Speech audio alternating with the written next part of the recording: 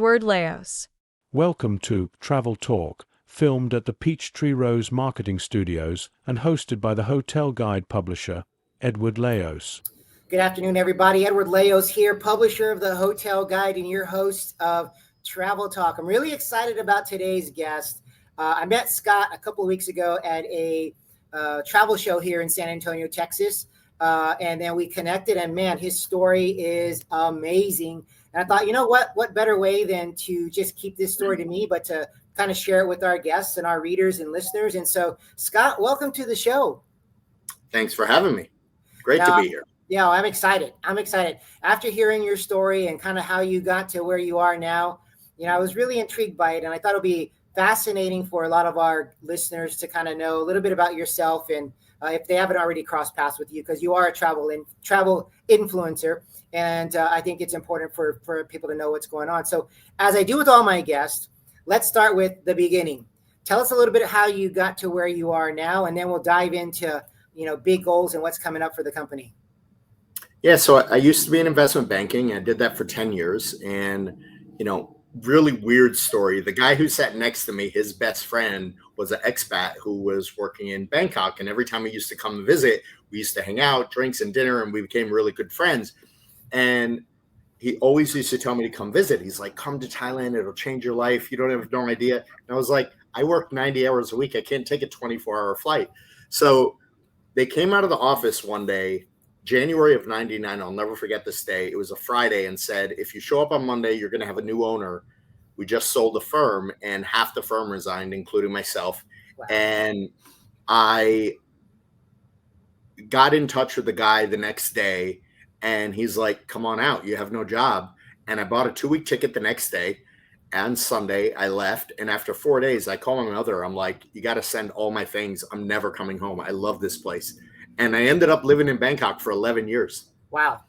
Yeah, it was completely, off the rails. But in my opinion, it's still the greatest place on earth. I really loved the culture, and just the people are like the kindest people you ever met in your life.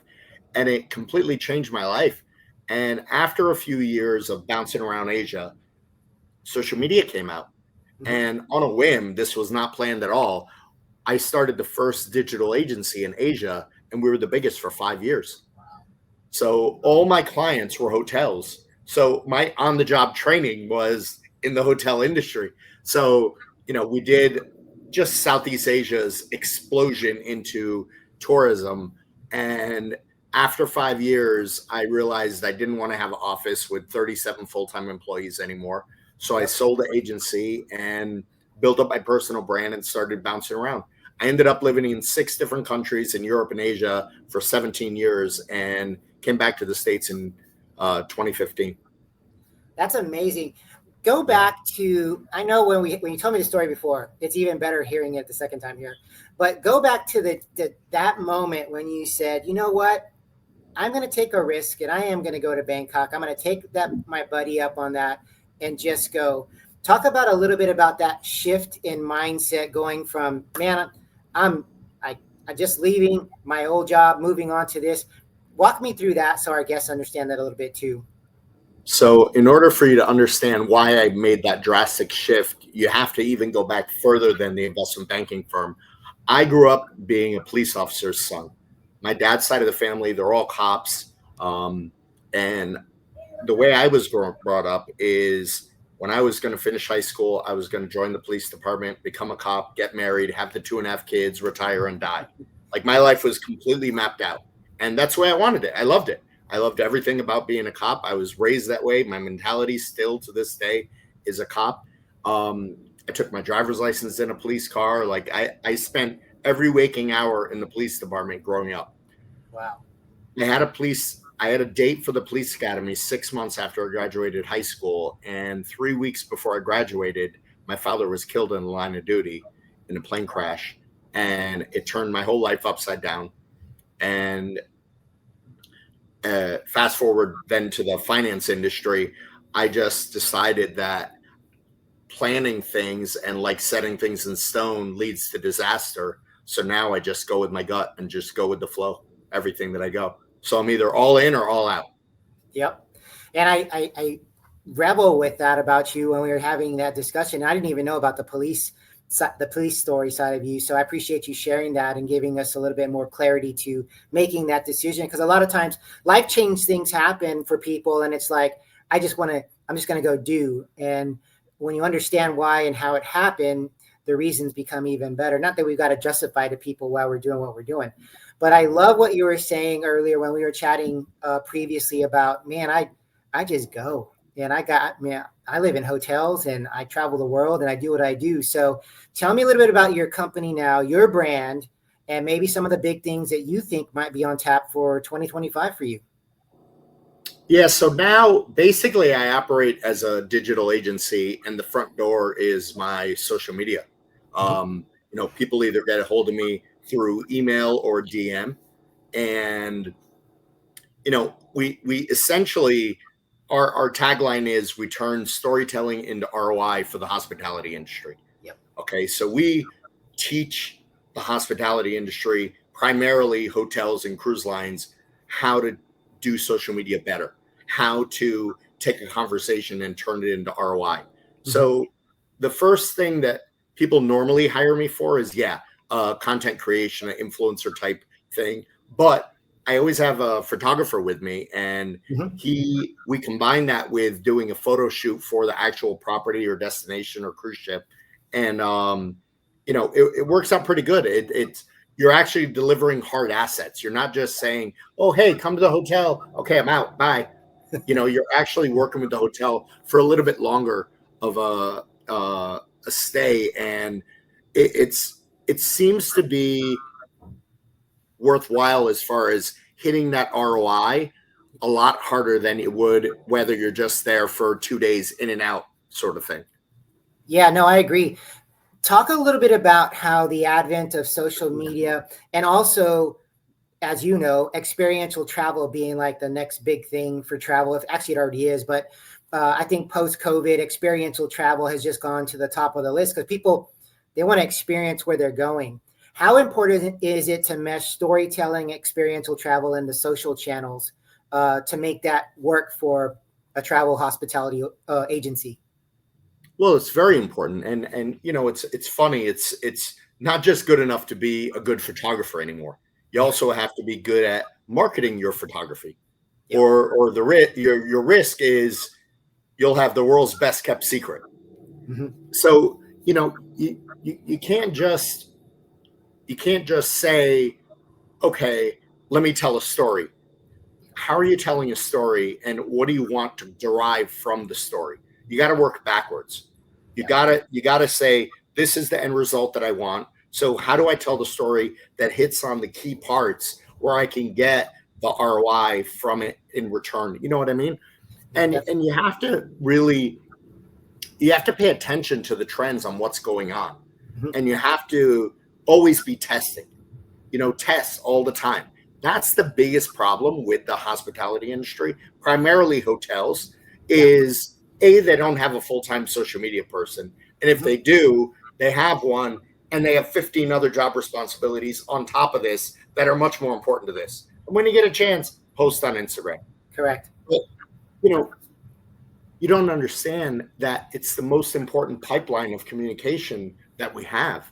Yep. So the importance, therefore, should be put as that. It's just, it needs to be more important, and it needs to have precedence. No, I agree. And I think with your agency and with what we're doing with the Hotel Guide, being a digital travel network too, I think it's important that all of our hospitality clients understand the importance of social and what it means.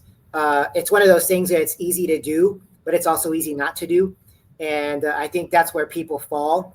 And, it's like going to the gym. It's easy to do, but you need to do it, but doesn't mean you always do it. And so from a social side of things, I think it's important to mesh that with the marketing side. So let's shift a little bit from the business side and let's talk a little bit about your personal side, because I know you have traveled the world. We were chatting before about that too, but what were some of your favorite travel destinations that you've been to? I mean, Thailand's still my favorite. It completely changed my life. And I just think that there's no place in the world that has kinder people. I mean, it just completely blew my mind. I haven't been to every country. I have several friends that have, but for me, Thailand's still number one at the top of the list. Thailand's the number one. Okay, so you haven't been to every country yet. So what bucket list travel places or things that you want to do you still have on your bucket list? I find Africa being so interesting. I've done Morocco a bunch, I've done Kenya a bunch, and I've done South Africa a few times. But other than that, I haven't done any other country. I really want to spend like 6 months and bounce around there and really like just dive into the culture and really dive in and just stay there and just learn a lot and make a lot of friends. And I just think it's so interesting. No, and again, it goes back to what we talked about earlier with the importance of experiential travel and what it means. I think, you and I become the walking billboards and brand ambassadors for the places we go. And I think when people in the hospitality industry understand that we're not just ROI, we're not just heads in beds kind of thing where, man, I have a great experience at not only a hotel, but at the concert I was at or whatever. Now I'm telling everybody about it, and it becomes a whole different ballgame. So it's one of those things, sales and marketing, taking care of the people who are already investing in your property, investing in you. Now all of a sudden you're maximizing that return. So we got a few minutes left here, but any other thoughts on your brand, what you have coming up for the next year, or what you see in the industry, maybe some greatest challenges or things that we could overcome from a social or digital side? Digital side, I still don't think hotels are moving fast enough as far as social media marketing. I really don't.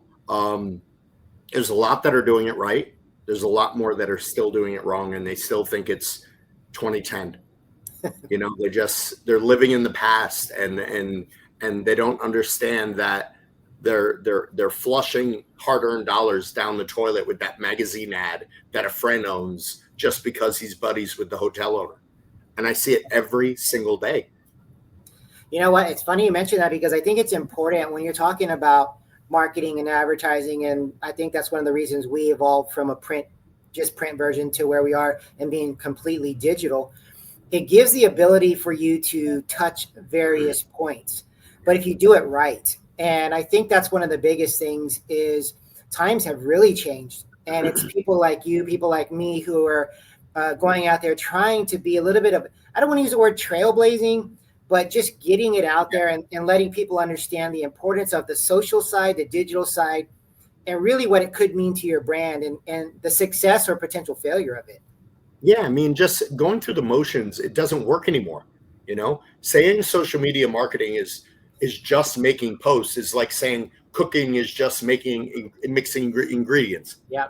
I mean, it doesn't work that way. I work with so many brands that leave ROI on the table, and it makes my head explode. Yeah, that's a great point. I'm going to use that from now on about making food and the difference between food and the chef. That's gold right there, Scott. I mean, come on. I'm going to pull that one. I want to use that in everything I have because you're right. Everybody be a great chef then, and we're not. And so we could all have the same ingredients, but doesn't mean we're going to cook it the same way as as a Gordon Ramsay or something like that. So that's amazing. So, all right. So as we're wrapping up here, what's the best, easiest way for people to find you or learn more about you and your services? I'm Mr. Scott Eddy on any social media platform, and it's also my domain, mrscotteddy.com. Man, that's very simple. Easy, baby. I love it. It's like, thehotelguide.com. And then I've got my coaching side too, which is edwardleos.com. So, you and I are about keeping things simple.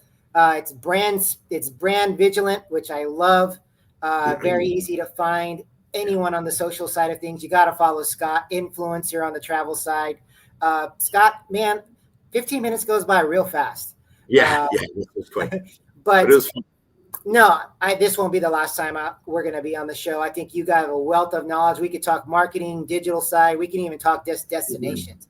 I'd love to hear more about your Bangkok stories and stuff like that, and the experiences there too. So thank you for being a guest on today's podcast. I really appreciate it. Appreciate it. Thank you so much. Perfect. For all of our guest readers and listeners out there, continue to follow us at thehotelguide.com. We're actually going to have Scott's information in the bylines and all that when we put this out too. But to everybody out there, we want to say travel, make memories, and until next time, take care. Talk soon.